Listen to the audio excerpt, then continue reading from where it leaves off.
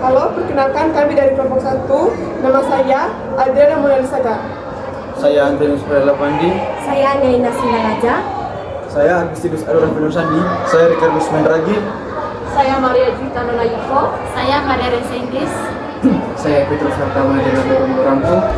Baik, di sini saya akan menjelaskan tentang masa pemerintahan Presiden B.J. Habibie. Yang pertama itu ciri khas periode pemerintahan B.J. Habibie. Pemerintahan B.J. Habibie dimulai pada tanggal 21 Mei 1998 sampai dengan 20 Oktober tahun 1999. Pemerintahan Presiden B.J. Habibie ini itu memiliki beberapa ciri khas. Nah, ciri khas yang pertama itu transisi dari Orde Baru ke reformasi. Habibie mengambil alih kepresidenan setelah pengunduran diri Presiden Soeharto yang mengakhiri era Orde Baru.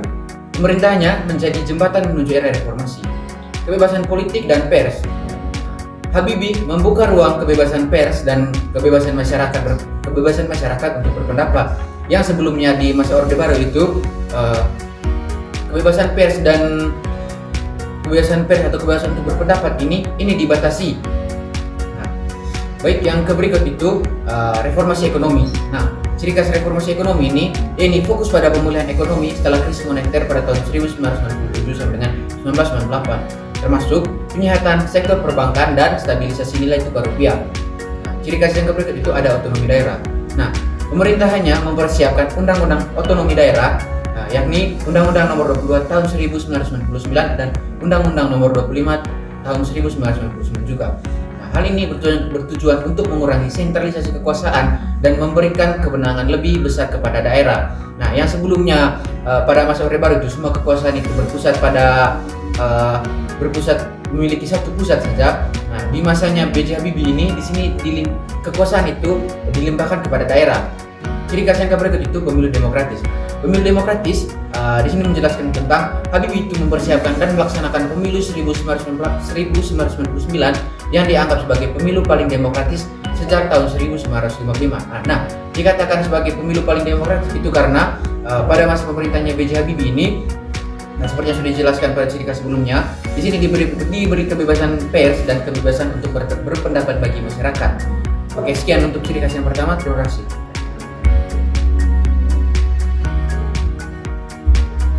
Berikutnya ada tokoh-tokoh yang berperan penting dalam pemerintahan B.J. Habibie. Yang pertama tentunya ada B.J. Habibie itu sendiri. B.J. Habibie adalah Presiden Republik Indonesia yang ketiga yang memimpin proses transisi dan reformasi. Yang kedua ada Wiranto. Wiranto adalah Menteri Pertahanan dan Keamanan sekaligus Panglima ABRI yang berperan dalam menjaga stabilitas keamanan selama masa transisi. Yang ketiga ada Sri Mulyani Indrawati. Sri Mulyani Indrawati adalah ahli ekonomi yang berkontribusi dalam pemulihan ekonomi. Yang keempat adalah Amin Rais. Amin Rais adalah tokoh reformasi dan ketua Muhammadiyah yang mendorong perubahan politik. Yang kelima ada Megawati Soekarno Putri. Megawati Soekarno Putri adalah pemimpin PDIP yang menjadi simbol oposisi dan kemudian menjadi presiden setelah era Habibie. Yang berikut ada Marzuki Darusman. Marzuki Darusman adalah jaksa agung yang berperan dalam upaya penegakan hukum dan reformasi sistem peradilan. Baik, yang ketiga itu ada waktu berlangsungnya pemerintahan B.J. Habibie. Pemerintahan B.J. Habibie berlangsung dari 21 Mei 1998 hingga 20 Oktober 1999. Masa jabatannya relatif singkat, tetapi penuh dengan perubahan signifikan. Selanjutnya adalah wilayah-wilayah yang merasakan dampak dari kebijakan-kebijakan yang dikeluarkan oleh pemerintahan pada masa B.J. Habibie. Wilayah yang pertama adalah di seluruh Indonesia. Kebijakan reformasi politik dan ekonomi berdampak secara nasional. Kemudian, wilayah yang kedua adalah daerah tertinggal. Kebijakan otonomi daerah memberikan dampak besar bagi daerah-daerah yang selama Orde Baru merasa terpinggirkan. Daerah ini seperti Aceh, Papua, dan daerah lain di luar Jawa. Selanjutnya, wilayah yang ketiga adalah wilayah konflik.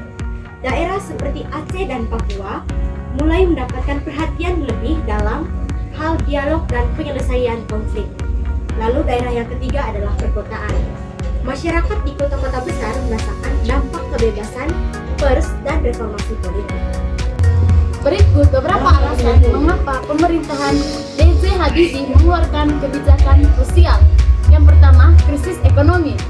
Indonesia sedang menghadapi krisis ekonomi parah pasca krisis moneter 1997 sampai 1998 yang memerlukan langkah-langkah darurat untuk pemulihan.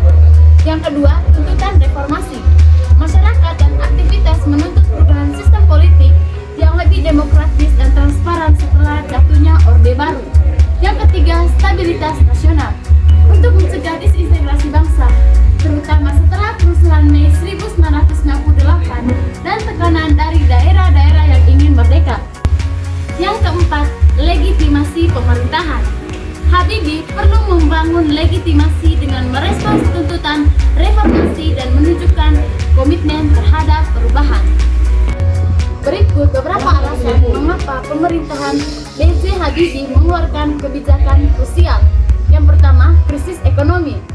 Indonesia sedang menghadapi krisis ekonomi parah pasca krisis moneter 1997 sampai 1998 yang memerlukan langkah-langkah darurat untuk pemulihan. Yang kedua, tuntutan reformasi. Masyarakat dan aktivitas menuntut perubahan sistem politik yang lebih demokratis dan transparan setelah jatuhnya Orde Baru. Yang ketiga, stabilitas nasional. Untuk mencegah disintegrasi bangsa, terutama setelah kerusuhan Mei 1998 dan tekanan dari daerah-daerah yang ingin merdeka. Oke, yang keenam, dampak pemerintahan B.J. Habibie bagi masyarakat. Pemerintahan B.J. Habibie menghasilkan berbagai dampak positif maupun negatif. Yang pertama, dampak positif. Kebebasan pers dan pendapat. Masyarakat dapat mengekspresikan pendapat secara lebih bebas dan media massa mulai memberitakan berita secara independen. Yang kedua, reformasi politik. Proses demokrasi dimulai termasuk pelaksanaan pemilu 1999 yang dianggap lebih adil dan demokratis. Yang ketiga, otonomi daerah. Kebijakan otonomi daerah memberikan kewenangan lebih besar kepada daerah untuk mengelola sumber dayanya sendiri, mengurangi ketimpangan antar pusat dan daerah. Yang keempat, pemulihan ekonomi. Langkah-langkah stabilitas ekonomi membantu memulihkan kepercayaan investor dan menstabilkan nilai tukar rupiah.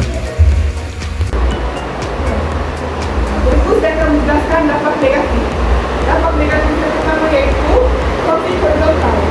Perubahan politik dalam kebijakan cepat memicu horizontal di beberapa daerah seperti Maluku dan Poso. Yang kedua, ketidakpuasan daerah. Beberapa daerah masih merasa kebijakan otonomi belum sepenuhnya memenuhi harapan mereka. Yang ketiga, krisis sosial. Dampak krisis ekonomi masih dirasakan oleh masyarakat, terutama kelompok miskin dan pengangguran. Yang terakhir itu adalah kesimpulan. Pada kesimpulan ini, pemerintahan B.J. Habibie meski singkat memiliki peran krusial dalam sejarah Indonesia. Habibie berhasil memimpin proses transisi dari era Orde Baru menuju era reformasi. Dengan mengeluarkan kebijakan-kebijakan penting seperti reformasi politik, otonomi daerah, dan pemulihan ekonomi. Meskipun menghadapi berbagai tantangan, pemerintahannya berhasil meletakkan dasar-dasar demokrasi dan desentralisasi yang masih dirasakan hingga saat ini. Dampaknya bagi masyarakat sangat signifikan, terutama dalam hal kebebasan berpendapat, partisipasi politik, dan penguatan otonomi daerah.